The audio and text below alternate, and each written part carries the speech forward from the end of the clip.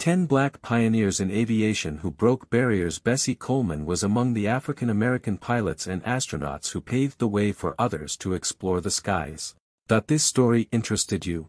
Come with me. Despite the odds being stacked against them throughout history, African American aviators have contributed significantly to flight exploration as well as to the outer edges of space. Whether male or female, these brave and unique individuals achieved many firsts in aviation and continue to be a source of inspiration to their communities. Here are 10 noteworthy black pilots who were pioneers of their generation. Bessie Coleman, first African American and Native American female pilot hailing from both African American and Native American descent. Bessie Coleman, 1892 to 1926, was the first female from both ethnic heritages to earn her pilot license. But because there were no aeronautical facilities that would teach minority women to fly in America, Coleman had to earn her license in France, which she did in 1921. When she returned to the States, she became a celebrity and built her career as an airshow pilot. Although she had big dreams of starting an African American flying school, she died during a test flight in 1926.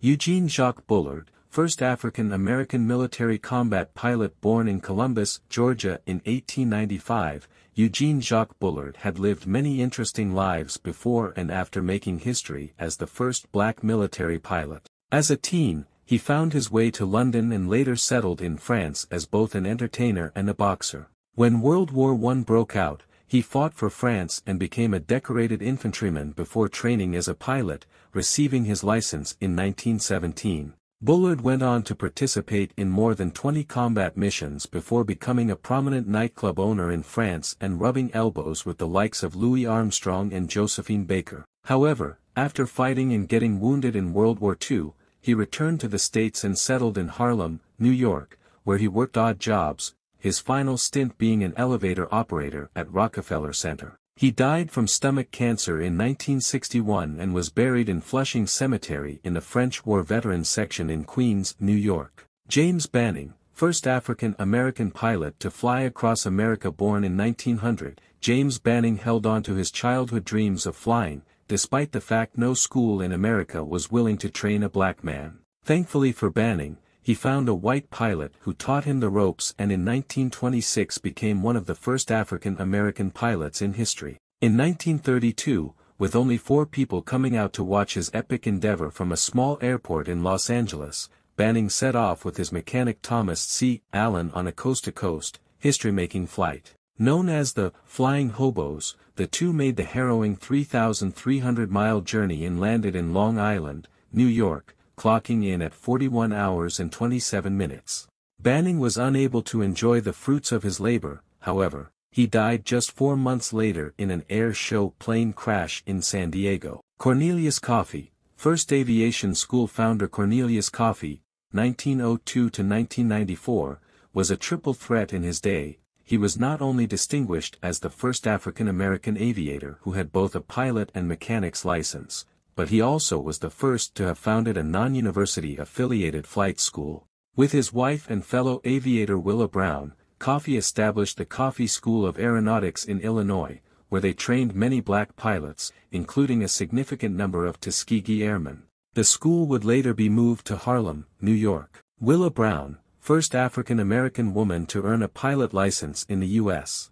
Like her husband Cornelius Coffey, Willa Brown, 1906 to 1992, accomplished many firsts, and some of her achievements extended beyond aviation. While she's best known for being the first black woman to receive her pilot license in the United States, which she did in 1938, Brown also became the first black woman to serve as a Civil Air Patrol officer, the first to receive a commercial pilot's license and the first to run for Congress. Having co-founded the Coffey School of Aeronautics, Brown would later organize flight schools for youth and remained active in Chicago politics and its public education system before she retired in 1971. The Tuskegee Airmen, first black military aviators in the U.S. Armed Forces led by C. Alfred Anderson, who was known as the father of black aviation. The Tuskegee Airmen, active 1940 to 1948, had a lot to prove to their country and the rest of the world as the first black military pilots in the U.S. Armed Forces. Subjected to discrimination both on and off the battlefield, the Tuskegee Airmen service during World War II was at a time when the military was still segregated. Their heroic missions, escorting heavy bomber aircraft and conducting successful attack missions in 1945, earned them distinguished honors and helped bring about the desegregation of the military. Robert Lawrence, first African-American astronaut born in Chicago in 1935, Robert Lawrence graduated from Bradley University at age 20 with a chemistry degree. He would go on to serve as an Air Force officer and skilled pilot, logging in 2,500 hours and flying in 2,000 jets. In 1965, he earned his Ph.D. in physical chemistry from Ohio State University, and 2 years later, was chosen by the Air Force to take part in the Manned Orbiting Laboratory (MOL) program, a clandestine space mission that aimed at spying on Cold War adversaries. As a member of MOL, Lawrence became the first black astronaut selected to a national space program and the only member with a doctorate. Unfortunately, despite all of his promise, Lawrence would never reach space. He was killed as a backseat passenger while testing an F-104 Starfighter supersonic jet, which crashed on December 8, 1967.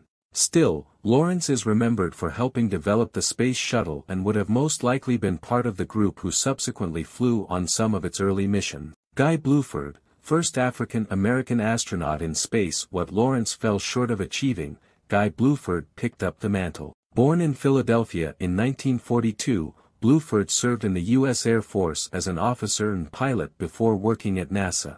With multiple degrees in aerospace engineering, Bluford was chosen to participate in the NASA astronaut training program in 1978 and became the first black person in space as a crew member of the Space Shuttle Challenger in 1983. The historical significance wouldn't hit him until later, but once he let reality set in, he embraced it fully. I wanted to set the standard, do the best job possible so that other people would be comfortable with African Americans flying in space and African Americans would be proud of being participants in the space program and encourage others to do the same. Bluford would go on to serve in 3 other space shuttle missions before retiring from the program in 1993.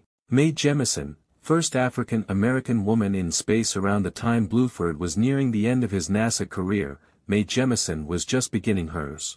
Born in Alabama in 1956, Jemison grew up in Chicago and was involved heavily in dance yet also held a fascination with science. She graduated from Stanford University with a chemical engineering degree in 1977 and received her medical degree from Cornell Medical College 4 years later. After holding a brief medical practice, Jemison took time off to serve in the Peace Corps, which is when she discovered she was accepted into the NASA program. On September 12, 1992, Jemison became the first black woman in space as a member of the Space Shuttle Endeavour. A person with many skills and interests, Jemison retired from the program a year later and went on to establish her own tech research company and write a memoir. She is currently a professor at Cornell University. Emory Malek, first black pilot, but some historians disagree. Born in Pennsylvania in 1881, Emory Malek fell in love with flying as a young man. In 1911, he was the first aviator to fly through the central part of the state, and the following year he received his international pilot license, making him the first African-American pilot in history, or was he?